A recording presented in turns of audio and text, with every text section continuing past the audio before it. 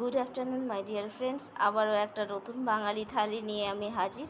আজকে যেহেতু রবিবারে তো একটু রান্না বেশি হয়, তো আজকে রোজকারের মতন যেমন থাকে ভাত, এখানে আছে মাছ ভাজা, এটা আছে বটবটি ভাজা, এখানে আছে চাল কুমড়ো চিংড়ি মাছ দিয়ে ভাজা, এখানে আছে শসা লেবু, এটা আছে কলমি শাক দিয়ে গুলে মাছের একটু পাতলা ঝোল টাইপের আছে, এটা খেতে খুব ভালো লাগে।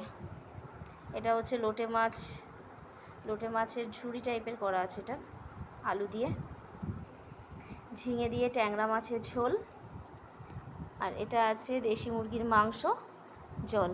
আপনাদের কেমন লাগলো অবশ্যই কমেন্টসে জানাবেন। আর আপনারা সবাই সুস্থ থাকবেন, ভালো থাকবেন। সবাইকে অসংখ্য ধন্যবাদ।